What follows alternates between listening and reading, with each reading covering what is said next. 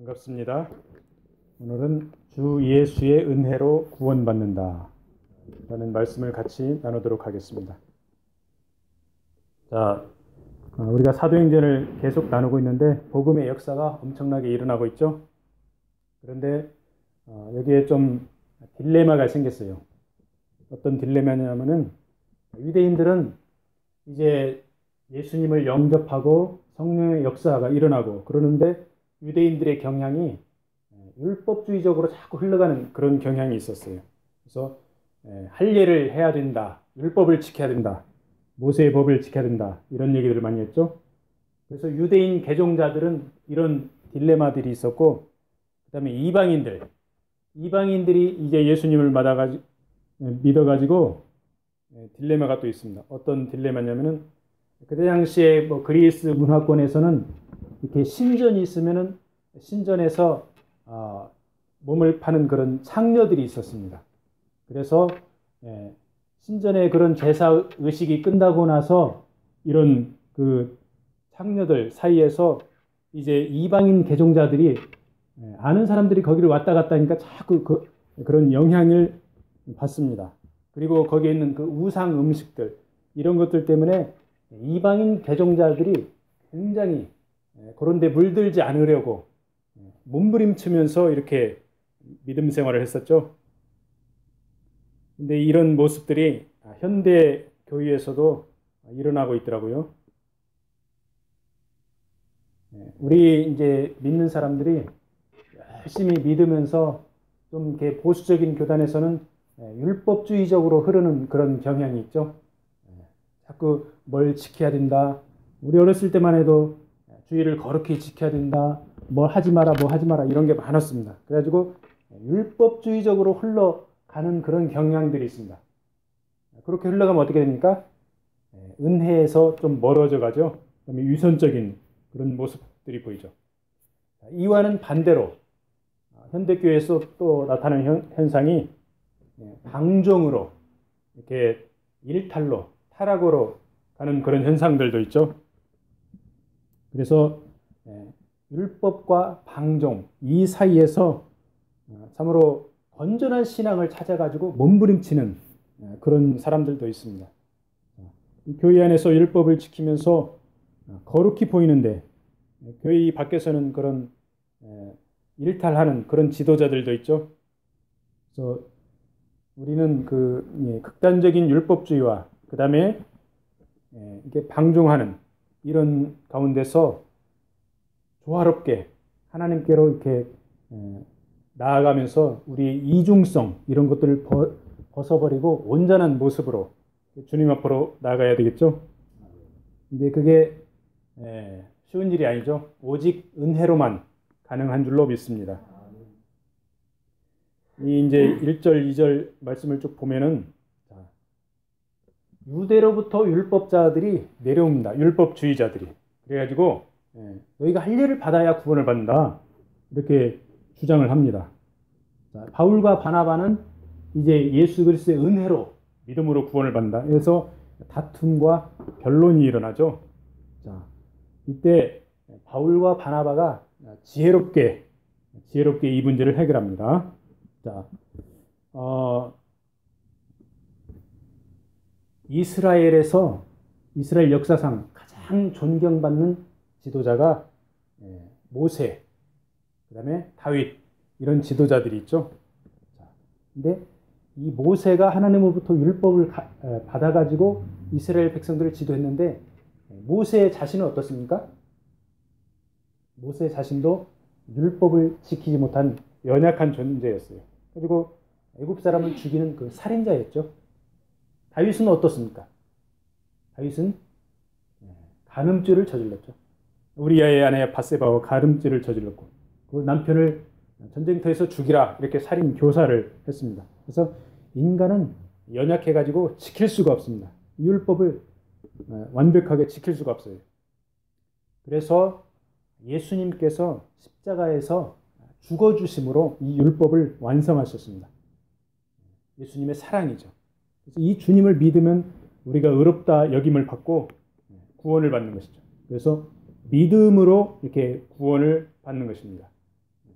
사도 바울과 바나바가 이러한 내용들을 이제 새로운 신자들에게 가르쳤는데, 이런 내용들을 우리가 맞다 이렇게 고집하지 않았습니다.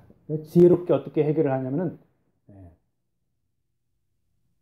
바나바와 바울을 파송한 교회, 상급교회, 예루살렘 교회로 이 문제를 가지고 갑니다. 그래서 자문을 구하죠. 그래서 이제 안디옥 교회에서 대표로 바나바와 바울을 파송을 하죠. 사도 바울과 이 바나바의 자세를 보면서 참 질서라는 게 교회의 질서가 굉장히 중요하구나. 그 다음에 지혜롭게 문제를 해결해야 되는구나. 이런 걸 우리가 알 수가 있죠. 그때 당시 예루살렘 교회에는 사도들이 있었죠. 사도 베드로도 있었고 야고보도 있었고 예수님을 직접 만나서 예수님 앞에 가르침을 받은 그런 제자들이 있습니다. 그래서 초대교회 성도들이 예루살렘 교회를 가장 권위 있게 생각하고 그 다음에 사도들을 가장 권위 있게 이렇게 알고 있었죠. 그래서 이 문제를 갖다가 율법을 지키네 안 지키네 이 문제를 갖다가 예루살렘 교회로 가지고 간 이 바울은 굉장히 지혜롭다. 우리가 이 지혜를 본받아야 된다. 그 말씀이죠. 이제 예루살렘 교회에서 이 문제를 의논하러 사도와 장로들이 모였죠. 사도와 장로들이 모이는데 거기에서 이제 베드로가 먼저 발언을 합니다. 베드로는 누굽니까? 예수님의 수제자죠. 굉장히 존경을 받고 그 다음에 초대교회에서 표적과 기사를 나타낸 그런 성령에 사로잡힌 굉장한 사도입니다. 자, 베드로가 뭐라고 합니까? 주님의 은혜로 구원을 받는다. 이렇게 권위 있는 베드로가 이야기를 합니다. 율법으로 구원을 받는 게 아니라 은혜로 구원을 받는다. 이렇게 베드로가 발언을 합니다. 그래서 받은 은혜에 감사해서 율법을 지키려고 노력을 해야 된다. 이렇게 우리가 생각을 할 수가 있죠. 자, 한편으로는 믿음으로 구원을 받으니까 율법을 안 지켜도 된다. 이 말이 맞습니까? 일리가 있습니까? 다시 한번 이야기하겠습니다. 믿음으로 구원을 받으니까 믿으면 됐지. 율법을 지킬 필요가 있느냐. 이 말이 맞습니까? 이렇게 얘기하는 것은 가짜 믿음입니다. 거짓 신앙이죠. 조상들도 지키지 못하고 우리도 못 지키는 율법으로 이방인 개종자들을 괴롭게 말라. 하나님께서 유대인이나 이방인들을 차별하지 아니했다. 너희도 차별하지 말라. 그러면은 율법을 어떻게 해야 되느냐? 율법은 구원에 감사해서 우리가 지키려고 노력하면서 살아갑니다. 그래서 율법을 내가 그렇게 지키려고 했는데 안 된다. 그러면 좌절하고 낙심하지 말고 그렇게 절망하지 말고 주님 앞에 그 문제를 가지고 나가서 기도하라. 그런 얘기죠. 그래서 우리는 율법에서 자유로워야 됩니다. 그렇지만 율법을 무시하지 말고 지키기 위해서 하나님의 은혜에 감사해서 열심히 지키기 위해서 노력을 하라. 그 말씀이죠. 자, 이 베드로가 이제 이방인들을 차별하지 말라. 이방인들을 괴롭게 하지 말라. 그랬죠? 이 이방인들을 차별한 거에 대해서 잠깐만 나누겠습니다. 역사적으로 보면은 엄청난 차별들이 많이 일어났죠. 특히 이제 교회 묵인하에 이런 일들이 많이 일어났습니다. 이 교회라는 것은 카톨릭 교회와 개신교회를 둘 다 포함합니다. 종교개혁 이전에는 카톨릭 교회였죠. 종교개혁 이후에는 카톨릭도 있었고 개신교도 있었는데 둘 다 굉장한 차별을 많이 했습니다. 카톨릭은 물론이고 개신교 하에서도 노예제도, 식민지 제도 하에서 차별을 많이 했죠. 그래서 노예들, 흑인들, 원주민들, 미개인들 이런 사람들은 문화인이 아니다, 문명인이 아니다, 사람의 가치가 없다 해가지고 이 노예 제도를 아주 정당화시켰죠. 그런 거를 교회에서 묵인하고 방조를 했죠. 그 다음에 식민지 제도. 이게 영국, 스페인, 포르투갈, 프랑스들이 가서 식민지를 개척하면서 거기에 칼을 들고 가고 뭐 총을 들고 가고 하면서 나중에 선교사들이 같이 갔습니다. 선교사들이 같이 가서 물론 주님의 사랑으로 품고 이런 면도 있었지만은 우월적인 모습으로 그렇게 교회의 방조하에 차별하고 학대한 그런 사례들도 있었죠. 뭐 이 캐나다에서도 원주민들을 그렇게 뭐 레저던트 스쿨에서 굉장히 차별하고 못된 짓들을 많이 했죠. 그래서 이제 노예는 뭐 상품이나 마찬가지다 이런 차별을 했죠. 베드로가 참 그 후손들이 이렇게 카톨릭하고 개신교에서 이런 짓들을 하는 것을 보고 얼마나 마음이 아팠을까요? 지키지 못할 율법을 강요하지 말라고 했는데 상품처럼 노예들을 사고 팔고 괴롭히고 죽이고 했으니 교회의 잘못이 엄청난 것이죠. 그래서 베드로가 11절에서 그들이 우리와 동일하게 주 예수의 은혜로 구원을 받는다 이렇게 선포를 하고 있죠. 이방인들이 인종에 무관하게 흑인, 뭐 황인, 백인 인종에 무관하게 예수의 은혜로 구원을 받는다. 미개인이나 문화인이나 야만인이나 많이 배운 사람이나 적게 배운 사람이나 이런 것들과 상관없이 예수의 은혜로 구원을 받는다. 이렇게 베드로가 선포를 하고 있죠.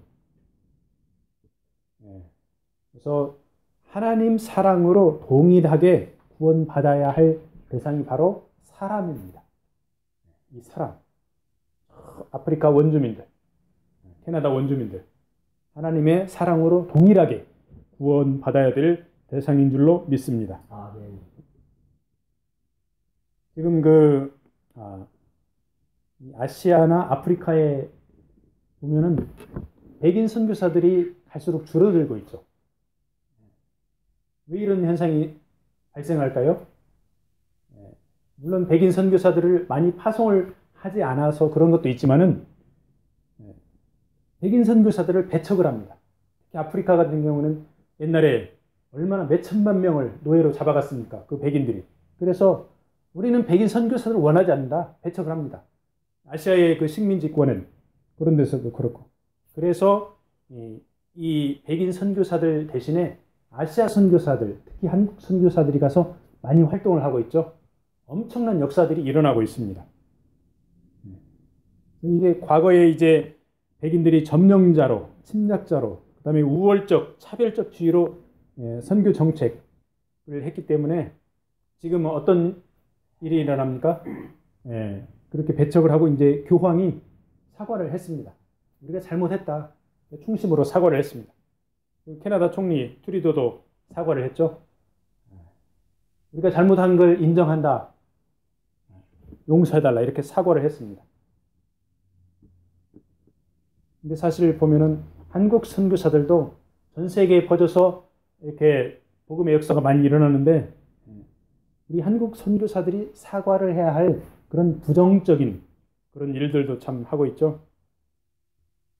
한국의 대형교회 목사님이 미국에서 이제 선교사들 800명을 모아놓고 선교 대회를 하는데 이 목사님이 한 얘기가 선교사들 기도 열심히 해라.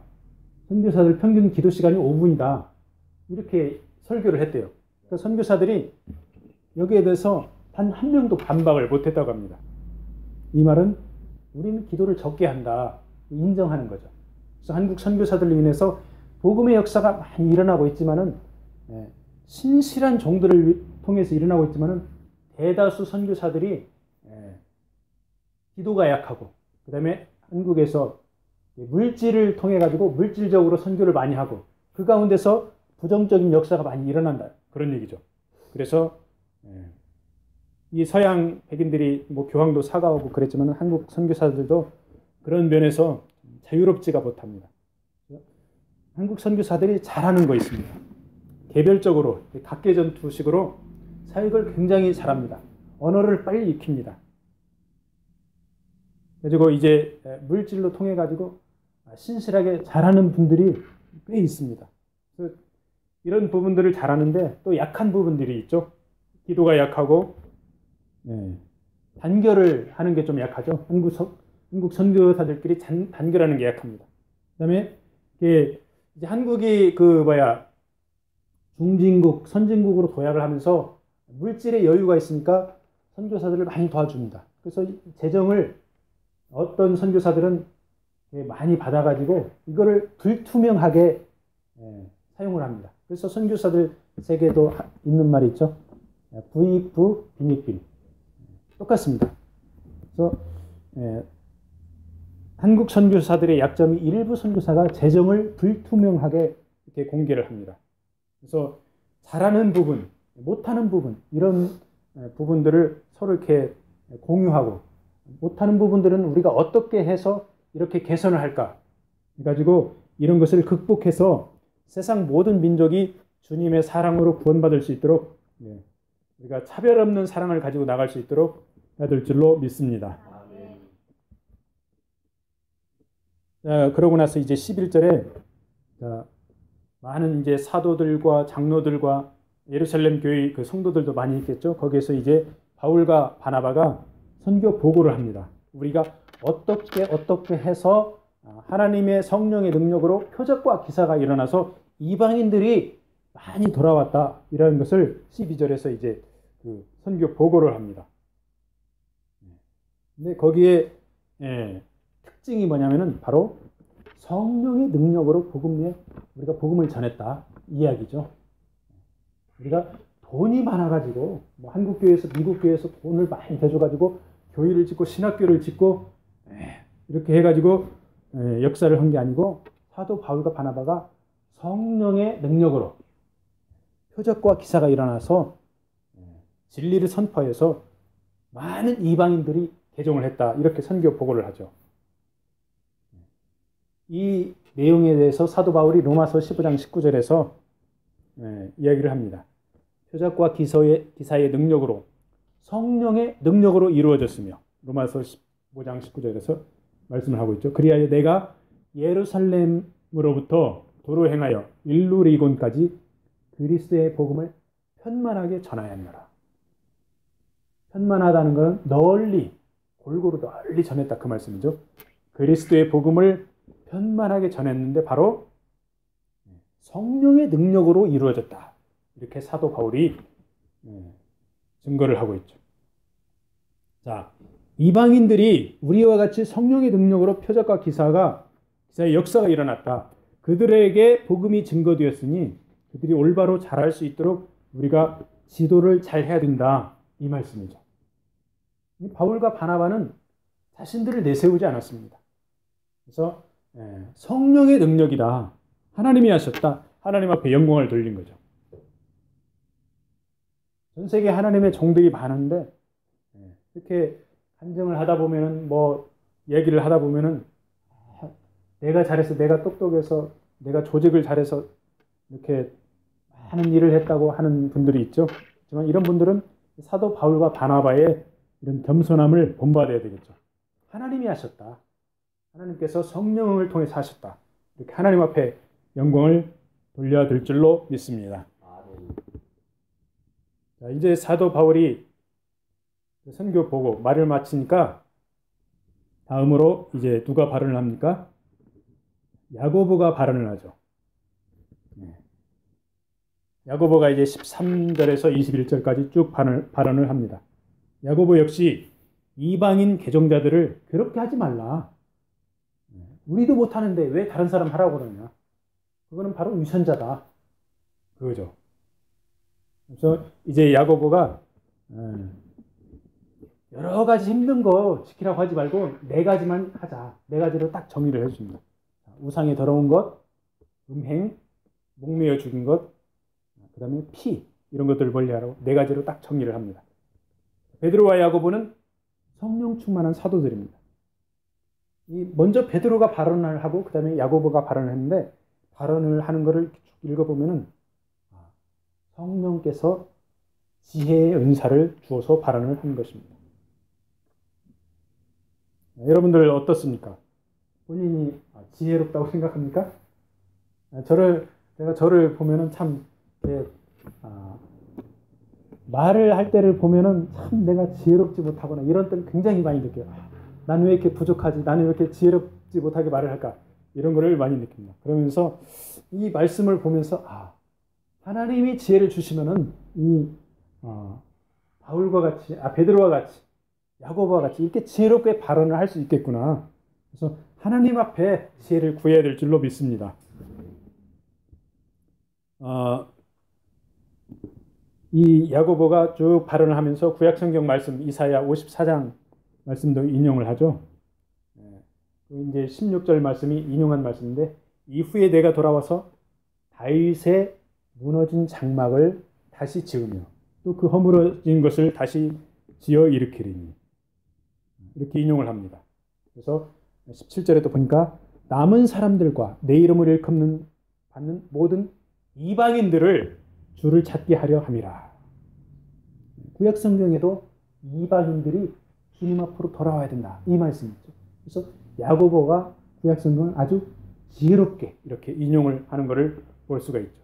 그래서 이방인들도 주님께 나와 구원을 받아야 한다, 이 당위성을 이사야 선지자의 말씀을 인용해서 거기 모인 청중들을 이렇게 설득을 하고 있죠.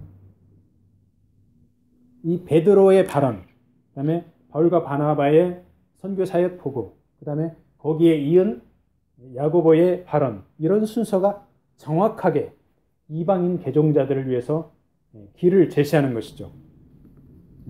그래서 이제 예루살렘 교회가 야고보가 이야기한 네 가지를 이방인들에게 이제 권면하자, 이렇게 채택을 하죠. 아까 거기에 이제 야고보가 발언한 것 중에서 이 다윗의 장막이라는 이 말씀이 나옵니다. 다윗의 장막은 하나님의 성전을 아주 간단하게 해가지고 장막에서 거기서 이제 언약궤를 모신 것이죠. 그래서 성전에는 성소와 지성소 사이에 휘장이 있죠. 다윗의 장막에는 휘장이 없습니다. 근데 다윗의 장막에서 하나님을 간절하게 찾았죠. 오늘날 현대 교인들 가운데, 여러분과 제 가운데 가장 필요한 게 무엇일까요? 간절히 찾는, 이 다윗처럼 간절히 하나님을 찾는 그런 자세가 필요한 줄로 믿습니다. 자, 이제 22절, 29절에서 예루살렘 교인은 사도와 장로와 온 교회가 합심하여서 야고보의 바른 이 네 가지 사항을 채택하고 유다와 실라를 바울, 바나바와 함께 안디옥으로 보냅니다. 근데 거기 26절에 보면은 만장일치로 유다와 실라를 보냈다고 이렇게 나와 있어요. 이방인들의 믿음을 바로 세우기 위해서 유다와 실라를 보내는데 만장일치로 의견을 채택을 했습니다. 자, 이게 가능합니까? 초대교회니까 가능한 것 같아요. 초대교회에 거기에 모인 사도, 그 다음에 장로들, 그 다음에 성도들 전부 다 모여가지고 성령의 은혜를 받으니까 만장일치로 유다와 실라를 보낸 것입니다. 오늘날은 대부분의 교회가 어떻습니까? 의견을 채택할 때 다수결로 하죠. 다수결. 다수결보다 더 나은 게 바로 성령의 감동으로 의견을 모아가지고 한마음으로 합심해서 의견을 결정하는 것인 줄로 믿습니다. 그래서 교회는 합심하여서 기도하고 나서 의사결정을 해야 되죠. 예루살렘 교회처럼. 교회의 머리는 예수님이시죠. 그래서 성령께서 지도자와 성도들을 감화하여서 조화롭게 결정을 해서 사역을 감당을 해야 됩니다. 일부 그 힘 있는 재직이나 장로, 교역자의 그 인간적인 의도로 나를 잘 따르는 사람들을 선동을 해가지고 다수결로 딱 해가지고 교회를 행하는 것, 이거는 제대로 가는 것이 아니죠. 제대로 교회가 가려면 온 교회가 기도하여서 하나님의 뜻을 구하고 조화로운 결정을 해서 이렇게 만장일치가 되면 더 좋고, 만장일치가 안 되면 만장일치에 가깝게 적극적으로 협조해서 이렇게 교회 일을 해야 됩니다. 적어도 교회 일을 방해는 하지 말아야 되죠.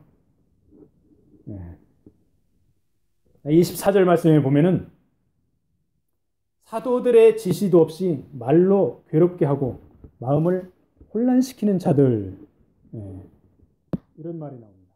옛날이나 지금이나 하나님의 교회를 무너뜨리려고 하는 그 사단의 세력들이 있죠. 교회를 혼란시키려고 하는 자들. 자, 한국의 그런 대표적인 사례가 그 신천지가 있죠.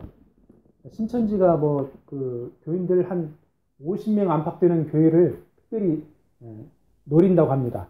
타켓이에요. 신천지 타켓. 그래가지고 이제 한 50명 정도 되는 교회에 담임 목사가 있으면은 거기 딱 침투를 해가지고 엄청나게 충성을 한대요. 밥 사주고 하라면 잘하고 순종하고 충성하고 열심히 그리고 한 1년 정도 담임 목사에게 잘 섬기다가 1년 정도 지나면은 목사님, 제가 잘 아는 아주 신실한 전도사가 신학생이 한 명 있는데 한번 저기 우리 교회 데려다가 교회 사역을 같이 하면 어떻겠습니까? 그러면 이 목사님이 보니까 이 집사님이 1년 동안 얼마나 충성을 다했으면 그래요? 데려와요. 별로 물어보지도 않고 데려와서 합니다. 그럼 이 전도사도 역시 충성스럽게 순종하고 잘하고 합니다. 한 1년 정도 딱 지나고 나서 보니까 이 집사하고 전도사가 교인들을 쫙 자기 편으로 만듭니다. 그러고 나서 2년, 3년 지나서 어느 날 갑자기 우리는 이러이러하게 교회를 방향을 나가기를 원합니다. 목사가 안 돼요. 그렇게 하면 안 되죠. 그러니까 벌써 모든 교인들은 집사, 전도사 편이 돼가지고 이 목사를 쫓아냅니다. 어떻게 돼요? 신천지가 교회를 접수를 하는 것이죠. 예나 지금이나 교회를 교회롭게 하고 혼란시키는 자들이 있습니다. 그래서 정통 교단과 교회가 중요한 게 바로 그래서 그렇죠. 우리에게 잘해주는 갑작스럽게 잘해주고 밥 사주고 이런 사람들 조심해야 됩니다. 무엇보다도 우리가 열심히 말씀을 묵상하고 기도를 하면은 이런 혼란시키는 사람들 우리가 영적으로 분별을 할 수가 있어요. 분별을 못하는 그것도 문제죠. 그래서 말씀의 기초에 건전한 신앙이 있으면은 혼란시키는 자들을 걸러낼 수가 있는 것이죠. 우리가 분별을 잘하고 오직 진리의 길로 가기를 축복합니다. 아멘. 이제 말씀을 마무리하겠습니다. 자, 이방인들을 그렇게 하지 않기 위해서 그분들이 진리의 길로 가기 위해서 그 다음에 율법주의자들이 진리의 길로 가도록 하기 위해서 4가지로 마무리를 하겠습니다. 먼저 그리스도 안에서 하나님이 우리를 용납한 것처럼 우리도 서로 용납을 해야 됩니다. 용납하기 힘듭니다. 어떻게 용납해야 됩니까? 우리가 주님을 닮아갈 수 있도록 힘쓰고 애써야 됩니다. 그러면 우리가 용납을 할 줄로 믿습니다. 그 다음에 2번째로는 서로 심판하지 않아야 됩니다. 예수 그리스도 주님만이 우리의 스승이요 심판관이죠. 극단적인 율법주의자들, 그 다음에 교회에 일탈하는 바람피는 지도자들, 이 사람들을 손가락질하기 전에 우리 자신의 모습을 성찰하고 회개하면서 주님의 인도를 구해야 되겠죠. 그래서 내가 바르게 서서 믿음 생활을 잘하면 주변에 거룩한 영향을 끼치게 될 줄로 믿습니다. 그 다음에 3번째로는 개인의 자유보다 사랑이 우선입니다. 자, 바울과 바나바가 돌에 맞아 죽을 뻔하면서 자신의 개인의 자유보다 주님의 사랑을 전했죠. 4번째로는 다른 사람을 세워주고 유익을 주기 위해서 자신의 권리를 내려놓고 그리스도의 본을 따라야 되겠습니다. 이거는 바로 희생과 헌신이죠. 바울과 바나바는 자신들의 의견을 고집하지 않고 예루살렘 교회의 의견을 기꺼이 구했습니다. 그래서 인간은 율법을 지키지 못하는 연약한 존재들이죠. 그래서 주님이 오셔서 대신 죽으셨습니다. 바로 하나님의 전적인 은혜입니다. 주님이 사랑으로 율법을 완성하셨습니다. 우리가 무엇을 지키냐 못 지키냐 여기에 얽매이는 것보다 주님을 닮는 것에 더 신경을 쓰면 자동적으로 하나님의 큰 사랑을 이루어 나갈 줄로 믿습니다. 아멘.